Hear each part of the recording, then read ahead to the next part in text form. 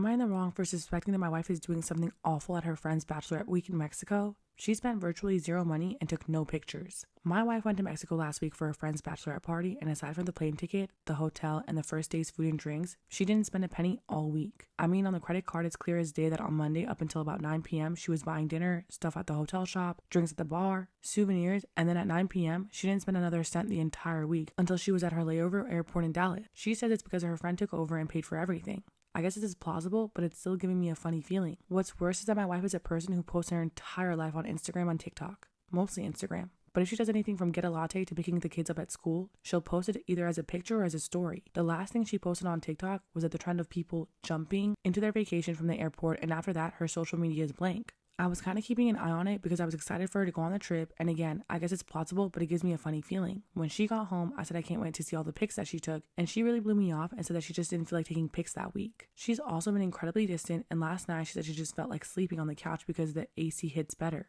This is 100% true, but I swear I heard her talking on the phone in the middle of the night. When I got up to check on her, I accidentally tripped over the dog and made a huge racket, so when I got downstairs, she appeared to be asleep. I brought all this up this morning and said that I'm not accusing her of anything, but all this put together is making me feel uneasy. She said that you're a major effing asshole for bringing this up on her first day back at work. I said I wasn't trying to pry, just communicating with her, and she said, your communication is prying and I'm not discussing this with you ever again. She then took the kids to summer camp and left.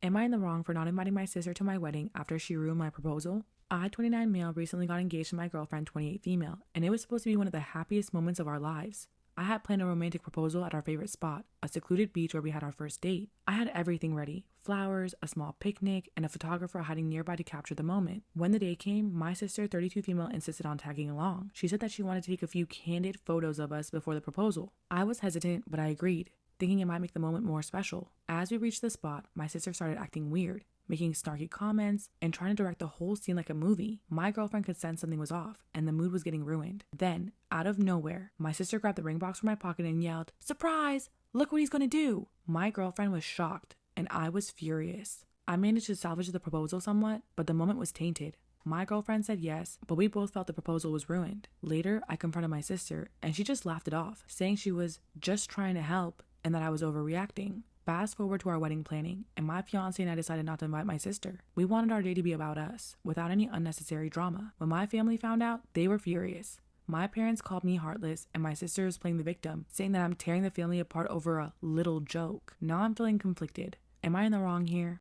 Am I in the wrong for reporting my wife for bringing me snacks in the hospital? I'm 32, and about 2 years ago, I was diagnosed with binge eating disorder. To put it simply, I eat compulsively, even when I'm not hungry. My BMI is 43, putting me in the class 3 obesity range. Since my diagnosis, I have not improved whatsoever. Therapy and support groups have a positive effect on my mentality, but even 2 hours after, I'll be in the line for the drive-thru. It's affected my health, my mental health, my finances, and of course, my wife. My wife is 37. She's average size and eventually agreed that I may need actual medical intervention. After a lot of deliberation, we packed up and temporarily moved to the States so I could participate in an inpatient program as part of a research study. Apparently, intervention programs for BED can be pretty hit or miss, and so this one is a new take on them, being 6 months instead of the typical 30 to 90 days. I'm currently at the end of my first month and everything is going very well. I've made a lot of friends in the program as well. At the end of the 1 month mark, visitation opened up and my wife could now visit me. Obviously, she jumped at the chance and came to see me 2 days ago. We headed to my room where she took her backpack off and pulled out jalapeno chips and colas, 2 of my most common binge items. At first, I freaked out,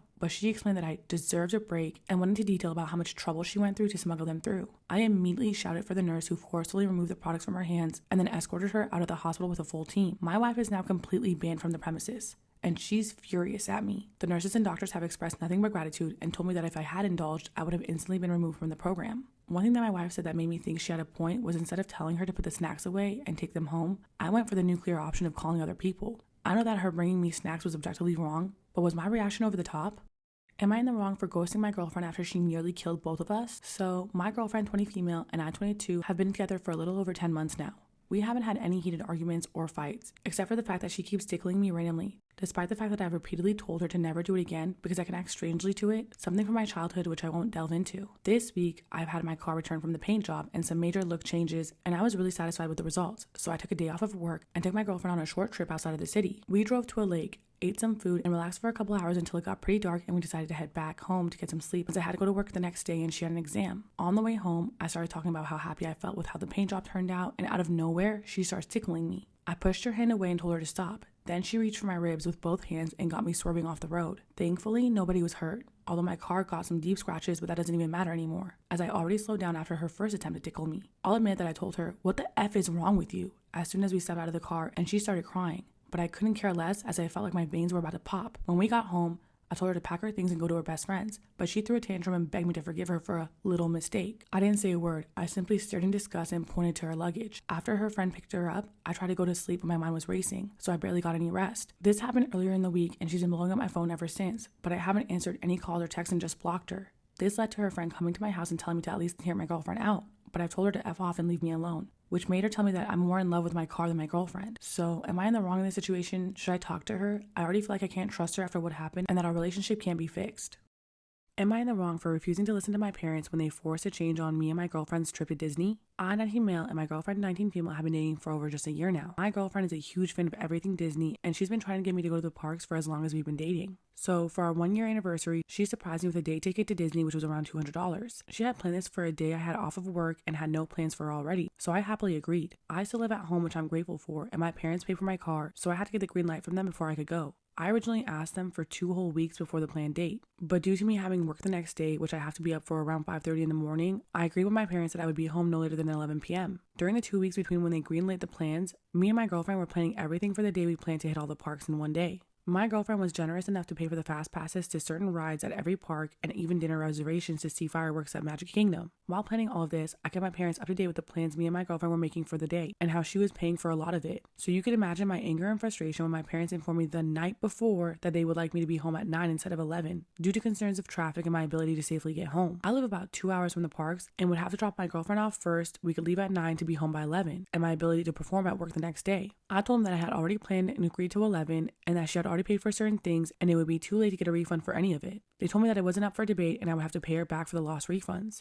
It was at that point that I know I should have said okay and told my girlfriend. However, I didn't, as I didn't want to ruin her day. The day of the trip went amazingly until around 6:30 when my parents found out that I didn't plan on leaving until 9. The entire last 2 hours, I was on the phone and texting with my parents so much we missed our dinner reservations and it soured the day. I got home that night around 11:15. Everyone was asleep, so I had to wait till the morning to hear from my parents. Now that I've heard from them, they've decided to ban me from seeing my girlfriend for a month at minimum and claim that they want me to break up with her over this. I know I messed up by not telling her about the change in plans, but I can't be the only one who feels that things are unfair. Now I'm stuck with a sad and upset girlfriend and even more upset parents.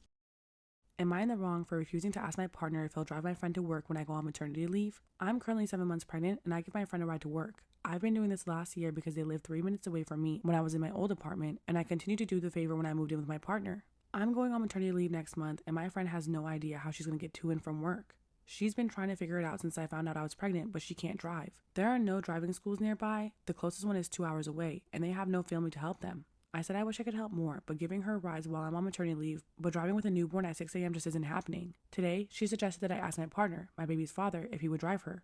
And I said, no, I'm not asking. We live 10 to 15 minutes away from my friend, and our job is 20 minutes away from his job. And I'm not making my partner wake up earlier than he normally does to get ready for work and drive my friend to work because she can't find a ride. She made a joke saying that he should because it's his fault that I have to go out of work because he got me pregnant, and as a friend, she would appreciate the favor.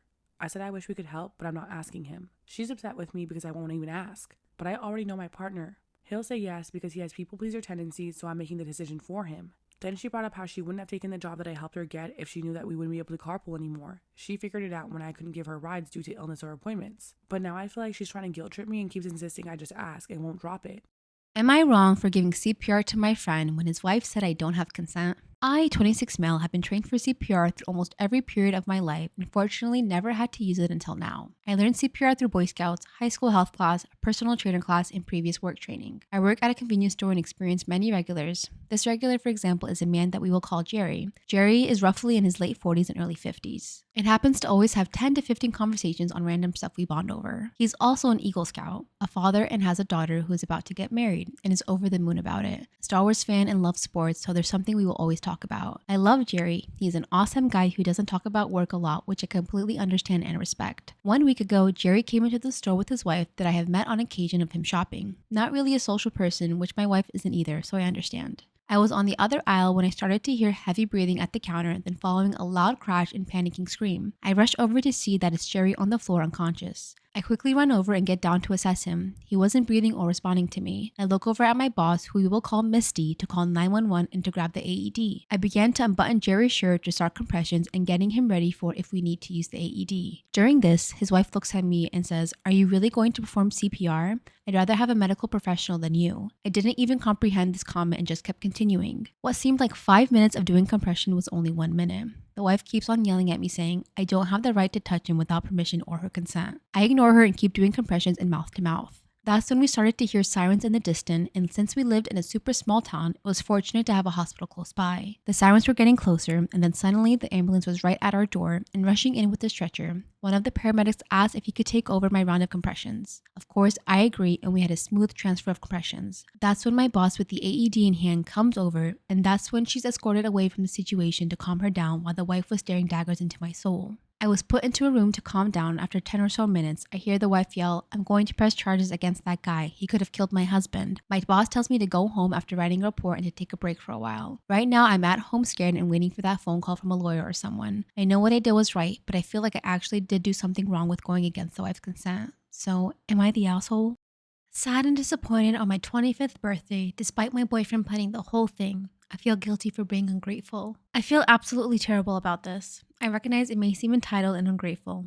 I've scheduled a therapy session to discuss this issue, but I wanted to put my thoughts down here. My boyfriend and I have been together for 7 years, and he's a kind and considerate person. However, he's not the best at giving gifts and sometimes misses certain things. I recently turned 25, and I've expressed to him how important this milestone was to me. I've always been big on celebrating others' birthdays, and I usually go all out with gifts and celebrations. I didn't expect the same in return, but I didn't want to plan my own 25th birthday. My boyfriend agreed that I shouldn't have to plan it and offered to surprise me. I told him I didn't want anything big or fancy. I just want to spend time with my loved ones and feel loved by them that day. I didn't care if we all just went to a local soup dumpling place and had dinner and that was it. As long as my loved ones were all together celebrating my milestone age. Now some background on me. The last few months I've been undergoing therapy because I have an awful tendency of comparing myself to this one particular girl who caused me emotional trauma. I was jealous of her travels, of her boyfriend putting her on a pedestal, of her big friend group that used to be my boyfriend's friend group until she got everyone to hate him, of the cute birthday parties her friends and family would throw for her, and recently of her getting engaged. I've been trying to sort through this issue to always compare, but it kept coming back in the weeks leading to my birthday. I'd randomly break down over realizing I don't have people in my life who go through the same effort to plan things for her except my boyfriend. He's the one person who ever really put effort into making me happy and feel loved. But every now and then I'm reminded of my lack of community and I can't help but feel sad about it. I have my family and I do have friends, but none have really made an effort. More on that later.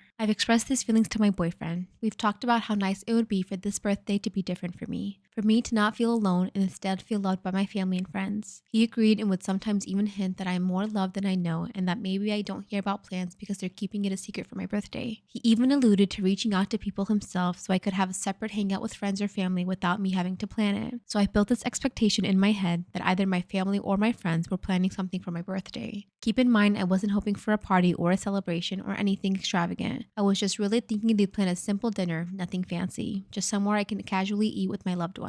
And the great thing about that surprise was that I wouldn't have to be the one to plan it, that my loved ones would have taken the initiative to be there and spend more time with me. My birthday comes around and my boyfriend really did plan a whole day. He got me roses, he took us to a mall we frequent and we rode the Ferris wheel that overlooked the city skyline. He took me to an exhibit we found out was in our area. We walked around a museum, then he took me to the nicest restaurant I've ever eaten at and got me a custom ice cream cake with my favorite flavor of ice cream. It was a great day and I appreciated so much all the effort he put. Now comes the part where I was ungrateful and honestly a little hurtful to him. After that whole day, I kept thanking him for everything he did. But underneath me thanking him, it kept getting to my head that he was the only one who did anything. My family would have forgotten had I not reminded them. My family celebration was a last-minute dinner they asked me to plan, primarily focused on my sister's baby. Most of my friends forgot or asked me to plan something. I realized no one had anything planned. I mistakenly expected some sort of surprise and ended up with self-inflicted disappointment. So as I kept thanking my boyfriend, that gratitude turned into sadness because I realized he really is the only person who would make the effort. No one else did or would, and that was a really lonely feeling. He could sense my mood was shifting, so after we talked about it, I could tell I hurt him. His takeaway from everything I felt was that he wasn't enough for me, and despite him putting 100% of his effort in. This is where we established I needed therapy. because when he said he put in 100% of effort, in my mind, I wish he had done more or done things differently because he planned a whole day for me, but what I thought was that he planned the wrong things. I felt guilty for thinking it.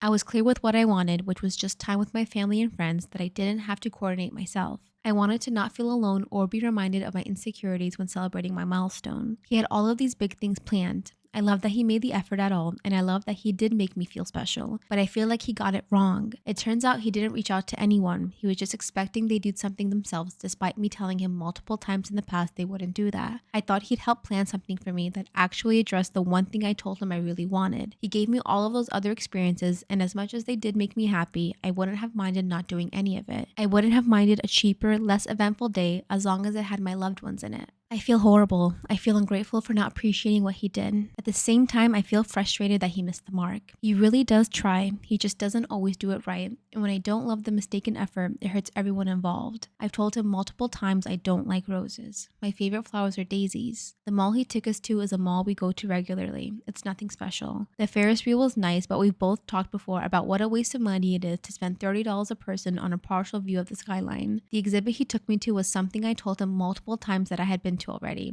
He says he didn't know I'd already seen it. The museum was a kids' museum. The restaurant was nice. I wasn't lying about that. But like I said, I didn't need a fancy restaurant. He tries, but I also feel like he doesn't listen to me, and I feel awful for feeling frustrated because I'm now getting upset over the one person who even did anything at all for me. Everything I'm feeling is so conflicted, and I know the root of it is my own insecurities and inability to deal with many of those issues. We're not talking right now. We agreed to talk once I speak with my therapist, but I just overall feel horrible about everything. Am I in the wrong for loudly confronting my coworker in front of everyone when she wrongfully believed that I had groomed my wife? I'm 30 years old and my wife Jessica is 22. My wife has a 7-year-old son, Max, whom she had when she was 15 years old. The father, who was her boyfriend in junior high school and is the same age as Jessica, actually left the state when he and his family learned that she was pregnant. Jessica has no idea where he is, and since her family is well off, she didn't really need or care for his support. I met Jessica when she was 20. We dated for a year and then got married when she was 21. I love Max and raise him as if he were my own son. Last month, Max came to my workplace with Jessica in the early afternoon to surprise me with a lunch outing. As they waited for me to finish up the meeting, the front desk secretary, Claire, chatted with Jessica. I wasn't there for the conversation, but Claire was stunned at how young Jessica looked, and Jessica said she was 22. Apparently, Claire did a bit of napkin math and came to the following conclusions. 1. Jessica is 22 and I'm 30. 2. Max is 7. 3. That means Jessica and I had Max when she was 15 and I was 23. Apparently, from that day on, Claire began gossiping about this. I had no idea what was going on, but I did notice that Claire abruptly changed her attitude towards me, glaring when she thought I wasn't looking or rolling her eyes when I talked to other people. Well, today at work, when I was in the bathroom washing my hands, I overheard Claire gossiping with a new hire about my underage wife. Outside of the door by the water cooler, a fellow gossiper friend of Claire's and walked up behind Claire to escalate over. She turned around and looked like a deer in headlights at me. She then told me that Claire is a single mother and she relies on Miss Claire, and that I shouldn't have embarrassed her in front of the office like that. I insisted all of your gossiping to other people. After calming down a bit, I feel kind of bad about what I did. Claire, which is that I'm a stepmother early. I will, by the way, be reporting the issue that way. I headed directly to HR and explicitly told them what Claire had said.